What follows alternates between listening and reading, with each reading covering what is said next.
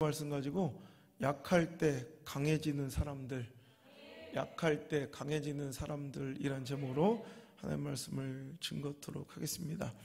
그리스도인을 분별하는 여러 가지 기준과 시선이 있을 줄 압니다.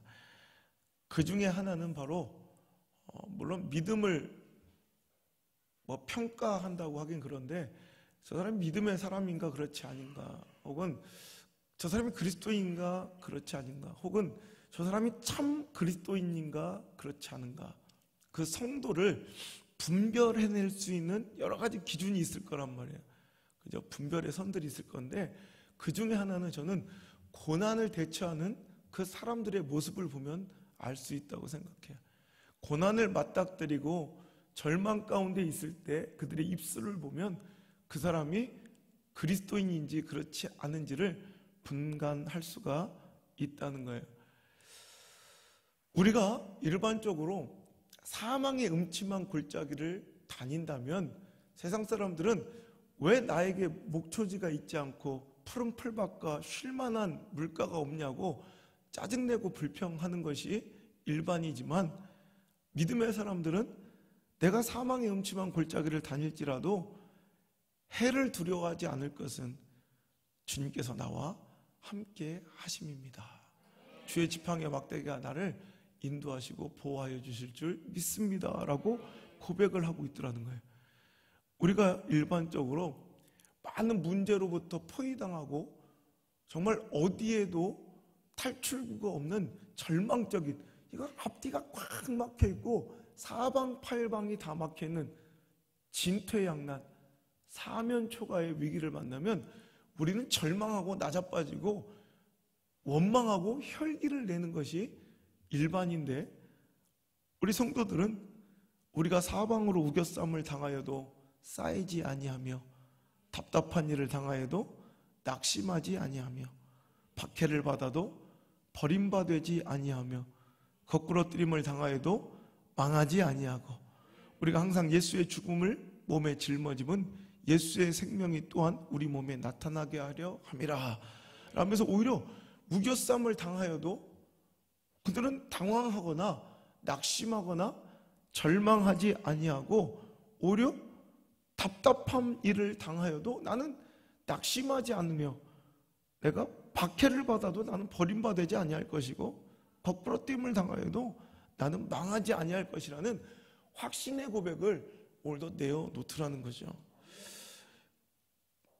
내가 물리칠 수 없는 그런 대적을 만났을 때, 거기에 비해 너무나도 초라한 환경과 스펙을 가졌을 때 우리는 분노하고 절망하며 패배감에 빠지는 것이 일반인데, 하나님을 믿는 믿음의 사람들은 오늘도 그 원수와 대적을 향해, 그 내가 이길 수 없는 척박한 환경을 향해 너는 칼과 창과 단창으로 내게 나아오니와 나는 만군의 여호와 이름 곧 네가 모욕하는 이스라엘의 군대 하나님의 이름으로 내게 나아가노라. 오히려 당당하게 선포하며 오늘 여호와께서 오늘 내 손에 붙이시니 넘기시니 내가 네 목을 베고 블레셋 군대의 시체를 땅에 들치는가 공중의 새들에게 줌으로 인하여 온 땅으로 하여금 하나님이 계신 줄 알게 하겠다. 전쟁은 여호와께 속한 것이지 여호와의 구원하심이 그따위 칼과 창에 달려있지 아니하면 이 무리에게 알게 하리라. 오히려 이렇게 자기의 절망과 부족과 오늘도 이런 연약함을 인하여 그는 무너지거나 절망하거나, 우리 일반적으로 그렇게 반응하잖아요. 패배감에 사회를 원망하고 오늘도 상황을 탓하며 불평과 오늘도 혈기로 살아가지 아니하고, 오늘 믿음의 사람들이 오히려 이렇게 그때 비로소 나는 하나님의 권세와 능력을 이것으로 말미암아 오히려 간증하겠더라고 외치며 나아가더라는 거죠. 당신이 만약에 누군가에게 배신을 당하고 감정적으로 공격을 당했다면 당신은 어떻게 반응하십니까? 일반적으로 우리가 아픔과 공격을 당하고 누군가에게 배신과 상처를 얻었으면 우리는 일반적으로 막 그를 향해 이를 갈며 원수를 삼고 살아갈 거예요. 하지만 믿음의 사람들은 오히려 요셉처럼 당신들이 나를 이곳에 팔았으므로 낙심하지 마소서. 오히려 그들을 위로하고, 하나님께서 이 환난을 또 이 우리 가족의 생명을 구원하시려고 나를 당신들보다 먼저 앞서 이 땅에 보내신 것입니다 라고 그는 오히려 믿음으로 이 상황을 해석해내고 있더라는 거예요. 예수 믿다가 신앙생활 하다가 고난과 박해를 당하고 환난을 당하면 에이씨 내가 괜히 교회 다녔다, 내가 이렇게 신앙생활 하는데 나한테 다가온 결과가 이게 뭐야? 라며 우리 신앙을 떠나가면 이게 가짜죠. 그죠? 그리고 많은 사람들은 예수님을 복 받으려고 잘 되려고 나온다는 거예요. 하지만 사도 바울의 고백처럼 누가 우리를 그리스도의 사랑에서 끊으려 환난이나 공고나 박해나 기근이나 적시나 위험이나 칼이랴 기록된 바 우리가 종일 주를 위하여 죽임을 당하게 되며 도살당할 양같이 여김을 받았나이다 함과 같으니라. 그러나 이 모든 일에 우리를 사랑하는 이로 말미암아 우리가 넉넉히 이길 것입니다 라고. 보세요, 우리는 믿음 없는 사람, 불신자들은 예수 믿고 교회 나오면 복 받아야지 라고 생각하며 주님을 만나려 하지만 우리는 나는 예수 그리스도를 향한 내 사랑은 환난과 기근과 칼과 곤고와 오늘도 위협과 협박이 와도 내가 그리스도가 나를 향한 그 사랑은 끊을 수가 없습니다. 이게 진짜 사랑이에요. 믿음은 이렇게 고난 중에 발각이 되고 드러나고 증명되는 거예요. 우리 진짜 사랑하는 사람은 그렇게 되지 않아요? 그죠? 가짜 사랑은 어때요? 그 상대편이 아프거나 다치거나 가난해지고 무력해지면 그것으로 인해 그 사람을 떠나요. 그럼 그게 가짜예요. 그건 그 조건을 사랑한 거죠. 상황을 사랑한 거죠. 어떤 사람이 막 너무 잘생겼어. 근데 화상을 입어서 얼굴이 막 일그러졌어.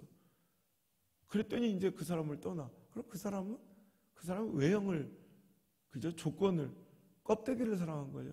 근데 진짜 사랑은 뭐예요? 그래서 그 사람이 어떻게 기근, 환난, 공고, 핍박, 협박, 칼, 적실 그따위 게 필요 없는 거예요. 사랑하면 그것을 꾸역꾸역이 아니라 넉넉히 이길 수 있다. 우리가 일반적으로 없으면 모를까 갖고 있던 것을 빼앗기면 분노하지 않습니까? 막 짜증나지 않습니까? 그 상실감에 눈물 흘리며 방구석에 처박혀서 3일 동안 전화도 안 받고 카톡도 씹지 않습니까? 그런 것들이 있거든요. 지금도 문자 보내는데 답이 없어. 안 봐. 지금까지도 안 읽었어. 일자가 안 사라지게 하는 방법이 있다던데, 읽었으면서도 난 그걸 모르겠대. 하여튼 그런 것들이 있어요. 이게 일반적으로 방구석 숨는 거. 이게 뭐예요? 난 이걸 잃었어요. 건강을 잃었어요. 화목을 잃었어요. 물질을 잃었어요. 그죠? 이게 일반적인 반응이에요. 그런데 어떤 사람들은 믿음 하나 가지고 내가 어머니에게서 알몸으로 나왔사오니 결국 알몸으로 돌아갈 건 아닙니까? 이 땅에 이 짧은 인생 가운데 뭐 누리는 것이 그 뭐가 그리 대단합니까? 당시에 재벌이었던 사람이에요. 당시에 그냥 세상에서 유명하고 유력했던 큰 부자였던 사람이 이렇게 고백을, 어차피 내가 뭘 갖고 나왔습니까? 알몸으로 태어났고 알몸으로 갈 인생인데 주신 이도 여호와시오 거두시는 이도 여호와시니 여호와 하나님은 찬양만 받으실지로다 라고. 모든 걸 잃었는데 여러분, 우린 기껏 아무것도 없는 사람들이 조금만 잃어도 분노하고 너구리에 다시마만 안 들어있어도 난리가 나는데, 그죠? 너무나도 많은 걸 누렸던 사람이 싹 잃은 거예요. 가족도, 건강도, 모든 재산도. 그런데 그는 이렇게 고백해요. 주신 분도 여호와셨는데, 하나님이셨는데, 하나님이 걷어가시는데 내가 뭘 원망할 게 있겠습니까? 이거 원래 내 거 아닙니다. 하나님께서 주신 거지. 나는 하나님을 찬양하겠습니다. 이게 믿음이 아니겠습니까? 믿음은요, 우리 모든 인간사가 그래요. 뭐죠? 별에서 온 거든가 거기서 그러잖아요. 이게 신앙적인 메시지. 박지은 작가가 내가 잘 아는 장로님 딸이라고 그랬잖아요. 믿음이 있으니까 지금 워싱턴에 가 있어요. 남편이 특파원이래. 사인 받으려고 그랬는데 대본에 사인을 안 해줘가지고 내가 물어봤더니 미국에 있다고. 여러분, 거기서 그래요. 사람이 밑바닥에 내려가 보면 좋은 것이 하나 있다. 뭐가 진짜인지 가짜인지를 알 수 있거든. 그러니까 내가 상황적으로 어려워지고 힘들어지면 진짜가 드러나는 거예요. 또한 가짜도 드러나게 된다. 그죠? 내가 가장 슬플 때 정말 어떤 인간의 말로도 위로받을 수 없을 때 당신 옆에 누가 있었는지를 기억하세요. 다 등 돌리고 너는 안 된다고 돌팔매질 할 때 그때 누가 나를 믿어줬는지 기억하세요. 그게 진짜잖아요. 그죠? 당신 가장 힘들어하고 처진 어깨로 울고 있을 때 누가 당신을 안아줬는지를 기억하세요. 그게 진짜니까요. 밑바닥은 힘들고 어려운 곳이에요. 하지만 거기서 누릴 수 있는 유익은 진짜와 가짜가 명확하게 구별된다는 거. 내 주변에 수많은 사람들이 있는 것 같지만 진짜와 가짜는 거기서 드러나게 돼요. 저는 항상 이렇게 풍요 속의 빈곤 혹은 환호 속의 외로움 이런 것들이 뭐 연예인병에 걸린 건 아닌데 거의 그 준하는 삶을 살아가니까 매주에 막 많은 사람들이 환호하고 막 사인을 받고 막 사진 찍고 싶어하고 목사님들이 매일 전화 와서 집회 좀 와달라. 그런데 어떤 때는 그게 막 눈물이 나요. 이렇게 내가 필요하고 본인의 목표와 교회에 유익이 될 때 이렇게 수많은 사람들이 막 성가시객으로 무음으로 해놔야 될 정도로 이렇게 많은 분들이 전화하고 성가시객 구는데 과연 내가 밑바닥에 떨어져 정말 너무너무 외롭고 힘들고 아무 그런 도움을 줄 수 없을 때 내가 많은 교회들 도와준다고 소문이니까 막 도와달라는 전화가 막 몇십 통씩 와요. 일주일이면. 근데 내가 정말 힘들고 내가 도움 필요할 때는 과연 내 곁에 누가 있을 것이면 누가 전화를 해줄까 생각하면 별로 없을 것 같아요. 이게 인간의 생활이니까 삶이니까. 그럼 그때 굉장히 눈물이 나요. 그러니까 여러분 이게 진짜예요. 진짜는 외롭고 힘들 때 나에게 도움이 또 뭐 유익이 있는 관계가 만나면 홍보하지 않아도 여러분 홍보하지 않아도 유익되는 거는요. 삽시간 우리가 지금 아나바나 장터 막 이런 거 현수막 붙이고 홍보 많이 해야 되잖아. 왜? 별로 큰 유익이 없기 때문에 그래. 근데 여러분 정말 어디에 막 좋은 투자 가치가 있는 땅이 나왔거든요. 이거 114 홍보해요? 이런 홍보 안 해도 돼요. 이런 건 어떻게 알고 오는지 이런 거는요 가만히 있어도 몰려들어요. 진짜는 뭐냐면 그 고난과 어려움과 아픔 중에서도 내가 그분을 진짜로 사랑할 수 있는지 이게 오리지널과 이미테이션의 차이거든요. 제가 지난주에 제가 정말 좋아하는 시계가 있어요. 근데 전 다른 오리지널보다도 이건 짝퉁인데 난 이 시계가 이렇게 좋은 내가 맨날 차고 다니는 그래서 지금 오늘 시계를 이렇게 두고 지금 내가 다른 걸로 바꿔 차고 온 게 그 시계를 너무 좋아해요. 그건 짝퉁이에요. 근데 그 시계가 그렇게 잘 좋아요. 그래서 보면 너무 자랑스러운 거예요. 똑같거든. 근데 이걸 왜 700만 원씩 주고 사? 이렇게 정말 좋아요. 근데 지난주에 제가 이제 골프 연습장에 가서 요즘 5일밖에 이제 내가 한 3개월을 받아야 되는데 레슨을 내가 지금 이게 상반기에 5일밖에 시간이 특세하면서 그때밖에 없으니까 5일 안에 모든 걸 끝내려고 미친놈처럼 쳤어요. 그래서 알아 누워서 이제 그만둘지도 모르겠어요. 힘들다. 굳은 살만. 그때 땀을 얼마나 흘렸는지 들어왔는데 눈이 침침해졌는지 시계가 안 보여. 보니까 다른 건 잘 보여. 보니까 땀이 차서 유리에 습기가 가득해서 바늘이 사라졌어요. 그래서 난 그게 시계가 너무 좋아서 그걸 또 AS를 맡겼다. 짝퉁인데도 나 그 시계 너무 근데 뭐야 거기서 드러나더라고요. 물이 침투할 때 저는 성경에서 물은 시험이에요. 시험이 왔을 때 고난이 왔을 때, 창수와 바람이 불 때, 그때 진짜와 가짜는 드러나요. 평소에는 똑같아요. 평소에는 정말 똑같아요. 하지만 딱 물이 차보면 알아요. 물에 담가보면 알아요. 우리가 평소에는 성도들은 똑같아요. 근데 물에 담가보면 알아요.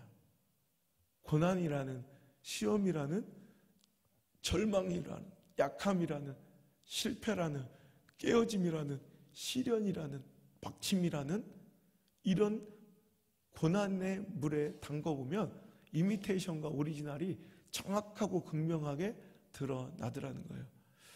오늘도 성도는 사도 바울의 오늘 이 고백처럼 약할 때 오히려 더 강해지는 사람들이에요. 사도 바울은 고백합니다. 그러므로 내가 그리스도를 위하여 약한 것들과 능력과 궁핍과 박해와 곤고를 기뻐하노니. 아니 어떻게, 이건 세상 사람들은 싫어하고 치를 떠는 것들이에요. 근데 사도 바울은 오히려 이런 것들을 기뻐한대요. 왜냐하면 그 이유는 내가 약한 그때 강함이라. 오히려 약할 때 강해진다고 외치는 사람들. 자, 성도의 정체성. 제가 원래 제 설교 원문에는 주보하고는 좀 다르요. 주보에는 약할 때 강해지는 사람들이 제목이 끝이잖아요. 제 설교 원문에는 약할 때 강해지는 사람들 점점점하고 성도 이렇게 써 있어요. 이게 원래 원문이에요. 성도는 무엇이냐? 약할 때 강해지는 사람들이 있어요. 그 이름은 곧 성도다. 당신은 성도이십니까? 그리스도인이십니까? 약할 때 강해져야 할 줄 믿습니다. 왜냐하면 하나님께서는 그 약함과 아픔의 시간을 실수로 주신 것이 아니라 아픔과 약함과 실패와 고난이 그 시간마저도 하나님이 주신 은혜 중에 하나라는 것입니다. 사도 바울의 인식은 약함이 나에게 손해요 제거되어야 할 대상으로 바라봤지만 하나님은 그의 약함을 통해 오히려 하나님의 능력이 온전하여지는 축복의 통로라 말씀하고 계십니다. 자, 오늘 말씀 볼까요? 자, 7절 8절에 내 안에 있는 육체의 가시, 큰 고난의 엄청난 질병이 있어서 사도 바울의 인식은 뭐예요? 이것이 나에겐 손해예요. 이 약함이 떠나가기 위하여, 이것이 제거되기 위하여 나에게 없어졌으면 좋겠다고 생각하고 간절히 주께 3번을 기도했대요. 자, 이게 사도 바울의 인식이에요. 하지만 하나님의 인식을, 우리의 인식은 설명 안 해도 다 아니까, 자, 이제 하나님의 인식을 봅시다. 자, 9절 시작. 내 은혜가 내게 족하도다.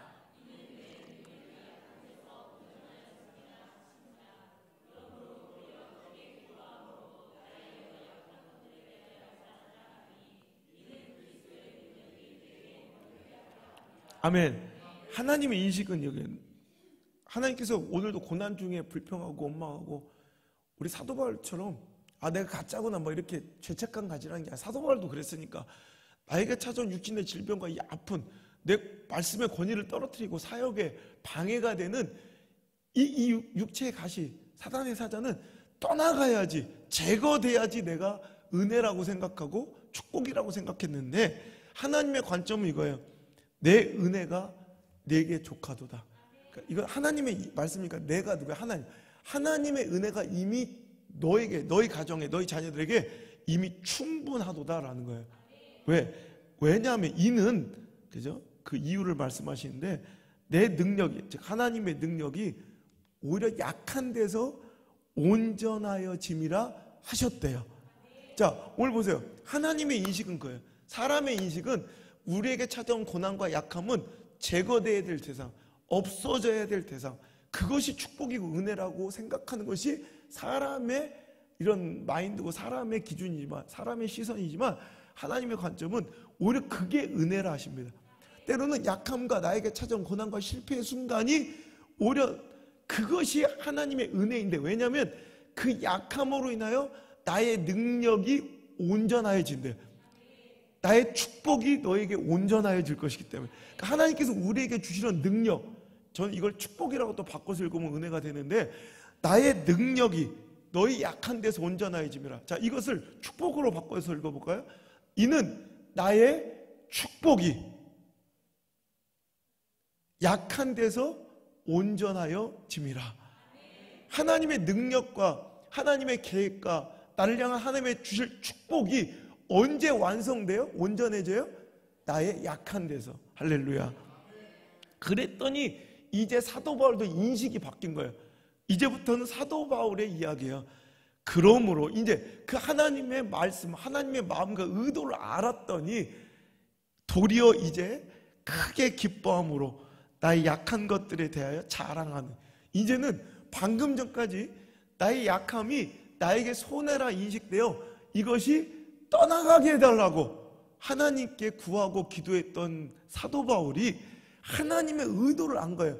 오늘도 약한 데서, 오히려 나의 가난한 데서, 나의 연약함 데서, 나의 실패에서, 나의 막힘에서, 나의 시련 속에서 하나님이 나에게 주실 능력이, 하나님 나에게 주실 축복이, 하나님 나에게 갖고 있는 계획과 품은 그 놀라운 비전이 온전하여진다. 즉 완성된다. 그 약함을 통해 완성된다는 것을 알게 됐더니 이제 도리어 약한 것들을 크게 기뻐하고 자랑하기 시작해요. 왜? 그 약함이 그리스도의 능력이 나에게 머물게 하는, 하나님의 축복이 나에게 머물게 하는 통로임을 알았으므로 약한 그때 곧 내가 강함이라 외칠 수가 있었다는 거예요. 오늘 여러분 이 설교가 하나님의 당신을 향한 의도를 분명히 깨달아 이제 이 후반절에 사도 바울의 고백이, 인식의 변화가 우리의 것 되기를 주 여러분 축복합니다. 이제 하나님의 뜻이 이거예요. 약할 때 강해지는 사람. 이 말씀을 들은 이후에 여러분의 고백은 도리어 이제 여러분에게 찾아온 그 약한 것들을 기뻐하십시오. 실패와 고난을 기뻐하시고 자랑하십시오. 왜? 그리스도의 능력이 나에게 이제 머물기 시작하고 옛날에 넘어서지 못했던 영적 한계가 깨어지고 더 은혜는 왕성하여지고 축복은 이제 완성되고 온전하여질 것이기 때문입니다. 요셉이 그랬잖아요. 채색옷이 찢어졌어요. 형제들로 인한 죽음의 위기, 두 발 달린 짐승 취급받는 노예로 팔려가는 억울함과 정말 네가 한맺혔겠지. 진짜 뭐 전쟁 포로가 아니라 적군과 원수한테 이렇게 된 것이 아니라 형제들에 인해서 이런 억울하고 답답한 일을 당했다면 이를 갈지 않겠습니까? 거기다가 열심히 충성스럽게 일했던 주인집에서 누명을 써 무기징역으로 언제 나올지도 모르는 상황 속에서 감옥에 갇힌다? 그럼 여러분 당연히 그 시간은 내 삶은, 내 입술은 뭘로 가득 차 있어야 돼? 불평, 원망, 혈기, 분노, 이 찢어 죽일 놈, 그리고 이 찢어 죽일 년, 이래야 되지 않겠습니까? 그런데 그는 그러지 않았어요. 오히려 아까 얘기했던 하나님의 의도와 계획을 믿으며 오히려 그렇게 그 아픔을 견뎌내는 동안 우리는 하나님의 능력이, 그러니까 하나님이 요셉에게 주실 진짜 축복이 거기에 머물잖아요. 임하잖아요. 하나님께서 요셉에게 계획하셨던 애굽의 총리, 즉 그 시대에 가장 강력한 영향력을 끼칠 수 있는 지도자로서의 삶을 하나님께 약속하셨는데 그것이 언제 이루어져요? 요셉이 약할 때 온전하여지더라는 거예요. 요셉이 약해질 때 하나님께서 그 축복을 완성시켜 주더라는 거예요. 오히려 요셉의 약함과 찢어짐과 억울함과 누명과 아픔들이 막 만져져 그것이 조합해서 오히려 어떻게 돼요? 하나님의 축복이 완성되고 귀결되고 결론되어 지더라는 거예요. 야곱이라는 꾀쟁이가 있어요. 쌍둥이인데 태어날 때부터 장자가 되고 싶어. 모르겠어요. 발꿈치를 잡고 나왔대. 형이 먼저 에서가 나가니까 그래서 야곱은 발꿈치를 잡고, 야곱은 태어날 때부터 뭐 이렇게 욕심이, 자기 경상도 말로 애살이 많은 자야. 일본 말로 야릅기가 많은 자야. 그래서 자기는 형님의 장자권을, 형님이 가장 배고프고 막 힘들어할 때 팥죽 한 그릇에 그 장자권을 샀고, 아버지 야곱의 오른손을 얹어서 장자가 받아야 될 그 축복의 기도를 형처럼 막 털이 없고 매끈한 사람이니까 막 형처럼 막 그냥 염소털 뒤집어 쓰고 막 뭐 이렇게 해가지고 아버지 눈 어두울 때 속여가지고 장자의 축복을 받고, 그것 때문에 형 열받아가지고 막 야곱 죽여버리려고 그러고, 이렇게 또 자기 도망쳐서 외삼촌 라반의 집에 있을 때도 그냥 그걸 어떻게 뭐 일할 때마다 뭐 월급으로 염소 한 마리씩 주세요 뭐 이게 아니라, 아롱지고 점 있는 건 제 걸로 주세요. 그래서 가가지고 막 식품나 껍데기 벗겨가지고 막 처먹게 하고, 막 어떻게 무슨 과학적 근거가 있는지 모르겠지만 하여튼 막 이렇게 해가지고 자꾸 뭔가 꾀로만 살아왔던 사람이야. 그걸로 축복받고 있다고 생각하고, 여러분 맞아요. 우리 교회도 꾀쟁이들, 제가 똑똑한 줄 알고 막 굉장히 꾀로 막 내 자식 잘 될 것 같이 막 이렇게 하면 잘 될 것, 다 필요 없다. 여러분, 그때 언제 그의 축복이 온전해요? 야복나루터 아무도 의지할 수 없는 절대절명의 위기 속에 하나님께 엎드려 울며 기도하고, 환도뼈가 박살나, 환도뼈가 이 정강이 뼈가 박살나서 평생을 절룩거리며 가장 연약한 자의 모습으로 주님 앞에 굴복할 때, 그때 바로 드디어 비로소 그는 이제 그에게 하나님께 승리자의 칭호를 주시고, 진정한 그가 누려야 될 이스라엘의 그 시조의 축복의 그 권세를, 그 12아들을 통해 한 민족과 나라가 세워지는 진정한 승리자의 위를 언제 얻어요? 그가 가장 약해질 때, 그 고난과 아픔 속에서 그는 그 축복을 완성하여 가더라는 거예요. 여러분, 베드로가 언제 그 축복과 능력이 온전하여져요? 업으로서의 모든 기술과 정보, 경험과 노력을 밤이 새도록 그곳에 다 쏟아붓고, 이제는 인간적으로는 어떤 것도 더 이상 할 것이 없는, 할 수도 없는 처참하고 처절한 그 실패의 아침, 그 실망스러운 주저앉음의 시간에 예수님의 능력과 축복이 그의 인생에 넘쳐나서 그물이 찢어질 정도의 고기가 잡혀 두 배가 만선으로 가라앉을 정도로 축복을 누리고, 초라한 인생, 아무도 알지 못하는 저 시골의 어부의 문명의 인생의 삶이 역사적 인물로 그를 붙들어 세우시는 놀라운 축복의 시작은 바로 그 실패와 주저앉음의 그 안타까운 절망의 그 아침에 이루어져 있는 줄 믿으시길 바랍니다. 오늘 여러분 행복한 가벼운 발걸음을 이 자리에 나오지 못한 분도 있을 거예요. 오늘도 왜 이런 고난과 아픔이 나에게 찾아왔는지 원망하며 불평하며 답답한 심정으로 오늘 나와 야곱의 야복 나루터 같은, 베드로의 실패, 그 처참한 가난의 갈릴리 호수 같은, 요셉과 같은 정말 찢어지는 인간적 배신감과 아픔 속에서, 욥과 같은 사랑하는 가족의 죽음이라는 상실과 아픔 속에서 오늘 이 자리에 앉아 있겠지만, 오늘 여러분 그 약함과 아픔과 그 실패의 순간, 그 시간을 통해서 하나님께서 여러분을 온전하게 하시고 더 큰 축복과 은혜와 능력의 시간으로 여러분을 이끌어 가실 줄 믿습니다. 하나님의 오늘 약한 데서 하나님의 능력이 우리에게 온전하여지고, 사도 바울의 고백처럼 나의 약함을 통해 하나님의 능력이 나에게 머물게 하기 위하여 오히려 그걸 기뻐하는 것처럼, 오늘도 우리가 약함을 호소하고 그 약함 가운데 엎드리면 그때 하나님의 능력은 우리에게, 하나님의 온전하신 축복은 우리에게 완성되고 임하게 되는 줄 기억하시길 바랍니다. 욥이 그러잖아요. 모진 고난과 상실감 속에서도 하나님의 섭리를 믿으며 하나님의 역사의 진행 중임을 믿으며, 내가 가는 길을 그가 아시나니 그가 나를 단련하신 후에는 내가 승군과 같이 나오리라. 그러니까 오늘도 이 인식의 차이인 거예요. 오늘도 이 시간, 고난의 시간을 내가 손해나고 깨어지고 박살나고 뭔가 침몰하는 시간으로 여기지 않냐고, 오히려 그것을 단련의, 재련의 시간. 그러니까 도가니에서 이 금이 막 끓고 나가 막 지금 징벌 중이라고 생각하지 않고 어떻게 해요? 지금 연단 중이라고 생각하는 이 인식. 도가니에 금을 넣으면 그 안에 불순물이 다 타 없어요. 그럼 또 붓고 다시 재련의 과정을 반복하면서 그 안에 타 있는, 그 안에 포함되어 있는 불순물이 빠져나가면 이제 18K가 24K가 돼 순도 높은 금들이 되어가는 거예요.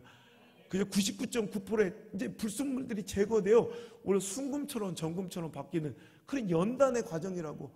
오늘도 이 도가니를 상실과 슬픔과 분노의 도가니로 만들지 않고 어떻게? 재련의 나의 가치 있는 신분 상승과 축복의 상승의 도가니로 여길 줄 아는 이 믿음의 시선이 우리에게 있기를 주 여러분 축복합니다. 여러분, 이 약함은 오늘도 사도 바울의 고백처럼 하나님의 능력이, 그리스도의 능력이 내게 머무는 시간이야.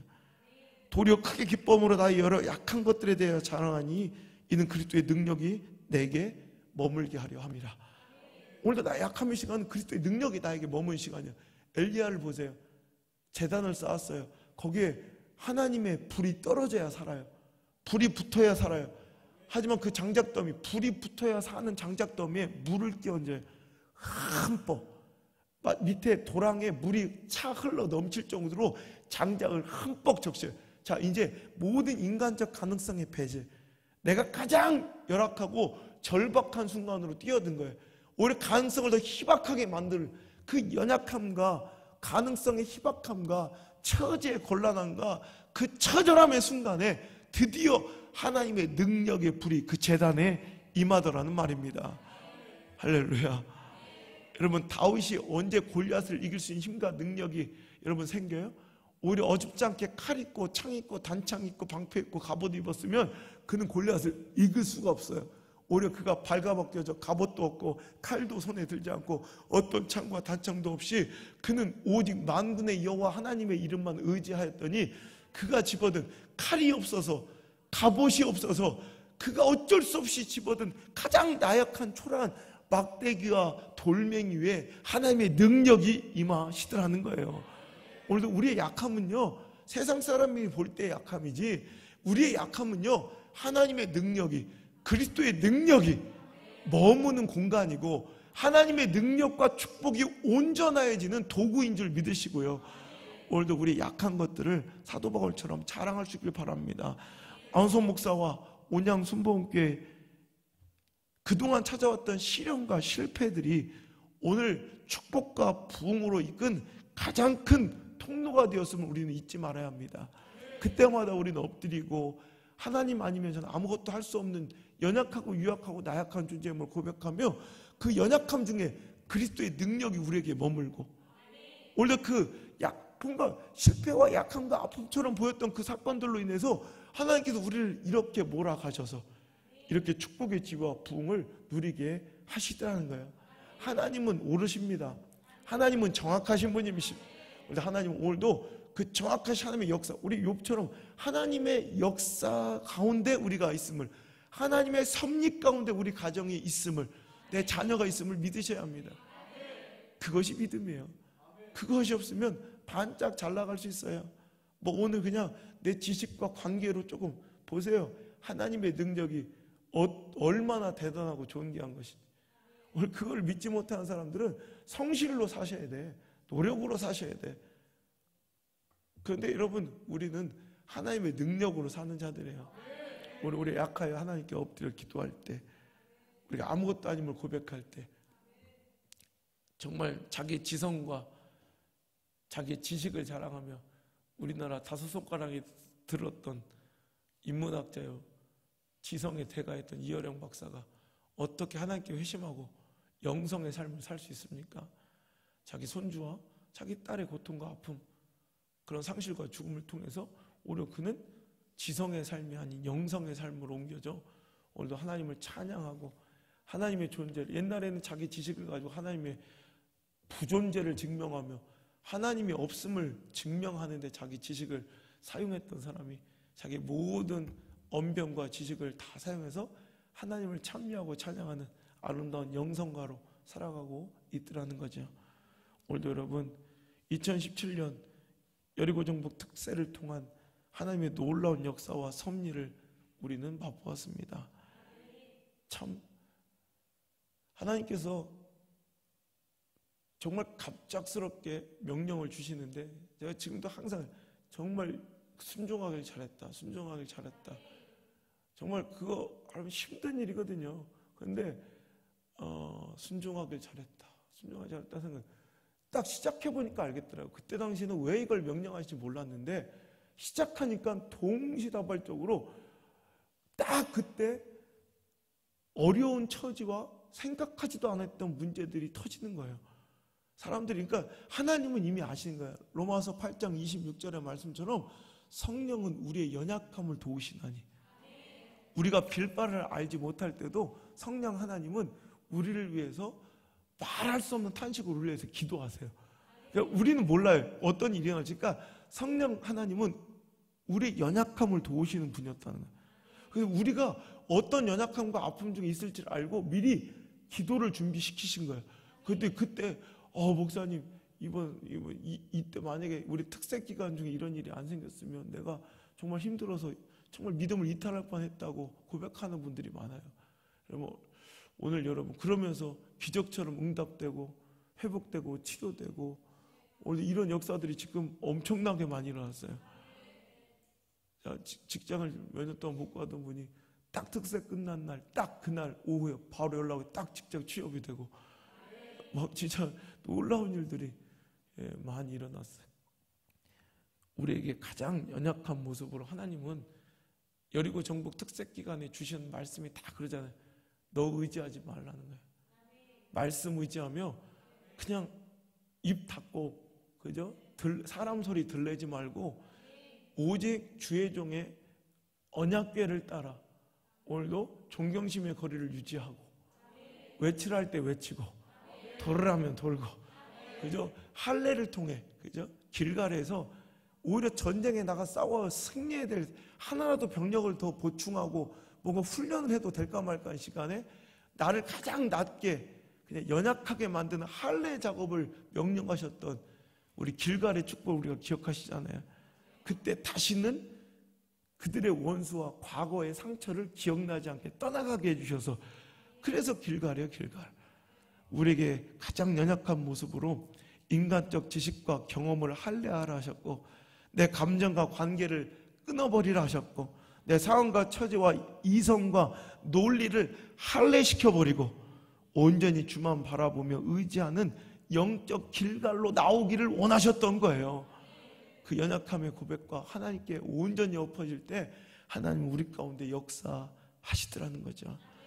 우리 여러분, 내가 한번 집회 갔다가 꼭 식사 대접을 하셔야겠다고 하도 간곡히 부탁하셔서 제가 거의 식사를 그저 한 끼를 더 했는데, 만나보니까 뉴스에서 나왔던 정말 크게 몇 손가락에 안 되는 그런 기업가 같은 유치원을 경영하는 분이에요. 돈이 엄청 많죠. 사업가죠. 근데 그 버스 안에 이게 무슨 일인지 아이 하나를 남겨놓고 그래서 사망에 이르게 했던 사고 있잖아요. 그 유치원에, 그래서 정말 난리가 난 거예요. 쑥대밭이 돼, 인생이. 그것까지는 견딜 수 있었대. 그런데 그때 그 남편이었던 교수가 갑자기 뇌출혈로 쓰러져 중환자실로 들어간 거예요. 그때 그들은 하나님을 만났어요. 예수님을 부정하며 자기는 이렇게 얼마나 편안하고 행복하게 살고 있는지를 자랑했대요. 청년시절까지 교회를 다니다가 막 교회를 비난하고 막 이러면서 자기 지식과 자기 물질에 또 자기 계획과 스케줄대로 풀려간 인생 속에서, 그래서 또 주변에 큰 땅을 사놨는데 거기가 또 신도시로 개발되면서 돈도 엄청나게 벌고, 거기다 또 나무를 그냥 나대지로 두기, 그래서 이 나무를 심어놨는데 그게 또 나무를 그냥 나무만 그냥 심어놓고 그냥 팔기만 하는 거니까 거기 가서 숲을 거기 가서 자기 전원주택처럼, 그 주말에는 그 외곽 인근에 가가지고 거기서 고기 구워 먹고 텃밭 갖고 오면서 정말 너무너무 여유롭고 행복한 삶을 살았대. 근데 이상하더래. 분명히 물질도 많고 여유 있고 뭐 남들이 부러워하는 그런 전원 생활, 뭐 힐링이 돼야 되는데 이상하게 마음의 공허함과 뭔가 불안함이 항상 있었다.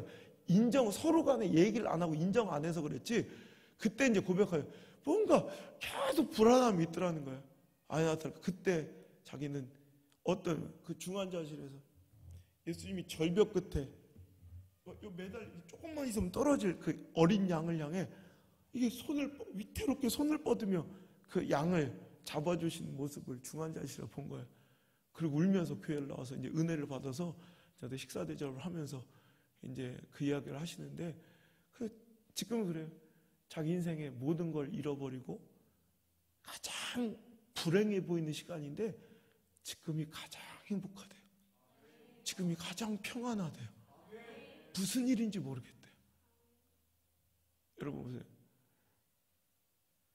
오늘도 그들은 그 약함 가운데 진정한 삶의 행복을 찾게 된 거죠. 진정한 평안을 누리고 이 땅의 삶 가운데 정말 중요한 가치가 무엇인지를 알게 된 거예요.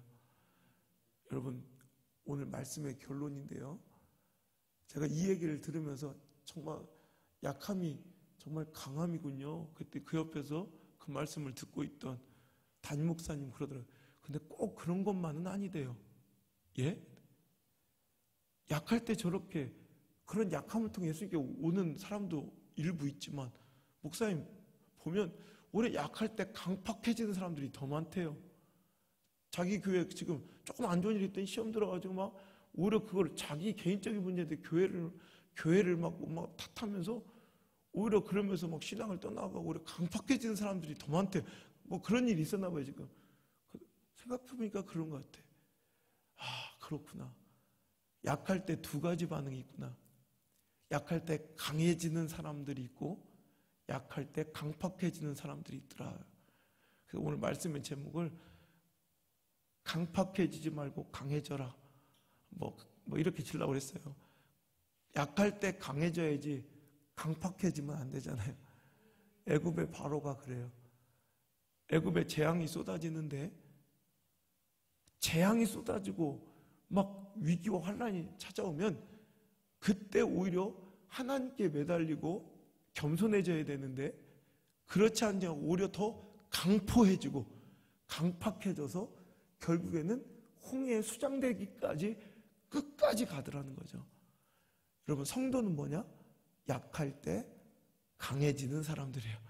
오히려 약할 때 오히려 믿음이 강해지고 주를 의지하는 마음이 강해지고 겸손한 신앙의 미가 강해지는, 약할 때 강해지는 사람 돼야지 약할 때 강팍해지는 사람 되지 않길 바라고, 약해서 강포해지는 인생 되지 않아서 오늘도 하나님께 크게 들림받고 쓰임받는 아름다운 축복의 종들이 되시기를 주의 이름으로 소망합니다. 오늘 약함으로 인해 하나님과 조금 더 가까워짐을 느끼십니까? 하나님 구하시는 상한 심령의 제사를 내가 드려지고 있는 것을 느끼십니까? 예수님 기뻐하시는 그 심령의 가난함, 마음의 가난함을 소유하고 계십니까? 약함으로 인해 내 안에 성령의 도우심이 역사하신 것을 체험하십니까? 여러분, 그렇다면 당신은 절대 실패자가 아닙니다. 지금 강해지고 있는 중입니다. 하나님의 사랑과 은혜를 받고 있는 중이십니다. 빅스카 인투 빅스타, 큰 별이 큰 상처에서 만들어졌음을 기억합시다. 빅스카 인투 빅스타, 큰 상처일수록 큰 별이 되고 나중에 큰 영광이 되는 줄 기억하시고, 오늘도 여러분 약할 때 그리스도를 더 온전히 가까이 하셔서 하나님께 우리에게 주시는 능력이, 여러분 가정에 주시는 축복이 온전하여지고 다윗처럼, 베드로처럼, 엘리야처럼, 요셉처럼, 욥처럼 오늘도 하나님의 능력이 그 약한 데서 나에게 머무는 통로가 되기를 주의 이름으로 축원합니다. 약할 때 강함 되십니다. 찬양으로 우리 믿음을 고백합니다. 하나님, 저는 약할 때 강해지는 성도입니다. 나의 정체성을 하나님께 밝히겠습니다.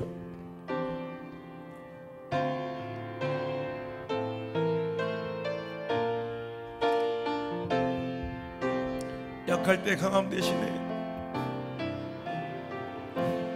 약할 때 강함 되시네. 나의 보배가 되신 주 나의 모든 것.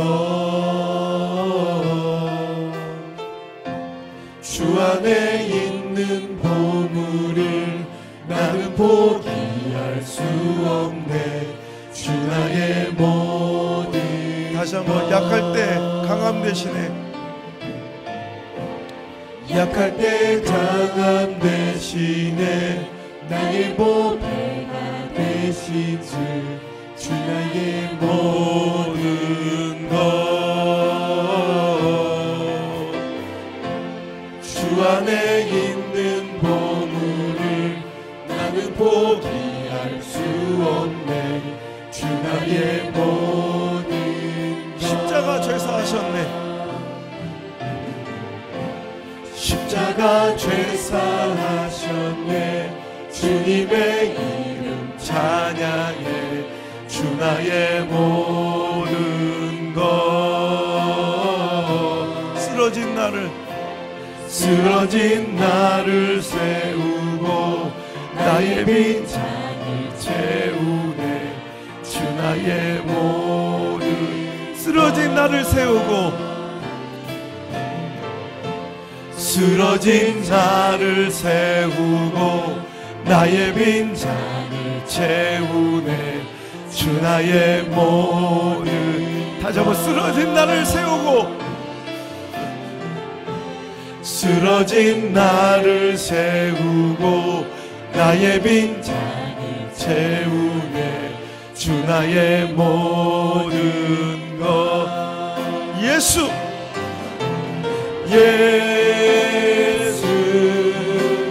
어린 양 존귀한 이름, 예수 어린 양 존귀한. 자, 소리 높여 찬양합니다. 예수 어린 양, 예수 어린 양 존귀한 이름, 예수 어린 양 존귀한. 다시 한번 예수님, 예수 어린 양 존귀한 이름, 예수 어린 양 존귀한 이름. 내 영혼이 은총 입어, 내 영혼이 은총 입어 순한 죄지 벗고 보니 슬픔 많은 이 세상도 천국으로 높은 산이 거친들이 저만이나 궁궐이나 내 주 예수 오신 곳이 그 어디나. 아멘, 할렐루야. 찬양하세. 내 모든 죄 사함받고 주 예수와 동행하니 그 어디나 하늘아. 할렐루야.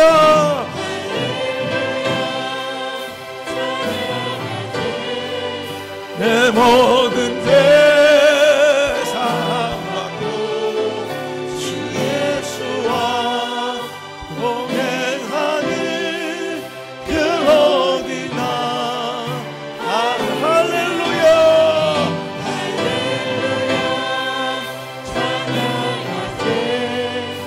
내 모든 죄 사함받고 주 예수와 동행하니 그 어디나 하늘나라. 할렐루야. 찬양하세. 내 모든 죄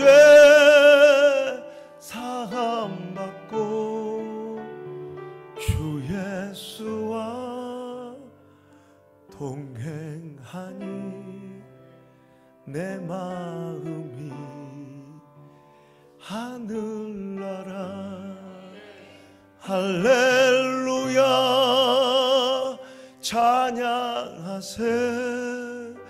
내 모든 죄 사함받고 주 예수와 동행하니 이 시간이 하늘나라. 아버지, 오늘도 우리 성도의 정체성을 배웠습니다. 성도는 약할 때 강해지는 사람들입니다. 약할 때 허물어지지 않게 하시고 우리 믿음과 주님을 향한 그 신실함이 견고해지는 아름다운 축복을 누리게 하여 주옵소서. 약할 때 진짜와 가짜가 고난과 폭풍 풍랑 속에서 진짜와 가짜가 가려집니다. 우리 진짜 되길 원합니다. 오늘도 약할 때 오히려 그리스도의 능력이 나에게서 온전하여지며 약할 때 그리스도의 능력이 나에게 머문다고 고백하는 사도 바울처럼 그 어떤 환난과 핍박과 공고와 박해와 기근과 적신이 위협이나 칼이 우리를 사랑하는 그리스도로 말미암아 우리를 끊을 수 없으며 우리가 넉넉히 이길 수 있다고 고백하는 아름다운 믿음의 승리자들이 다 되게 도와 주옵소서. 이제는 죽기까지 나를 사랑하신 예수님의 은혜와 아들도 포기하신 하나님의 사랑과 나를 한 번도 포기하지 않으신 보혜사 성령님의 정말 아름답고 끈질긴 그 사랑이 오늘 이 자리에 나와 약할 때 강함되는 그 성도가 바로 저입니다 고백하며 그 길로 나가기를 원하는 모든 사랑하는 백성들 앞에 또 저들의 인생과 삶 가운데 오늘도 떠나가지 마시고 영원토록 함께 하시기를 간절히 축원하옵나이다. 아멘.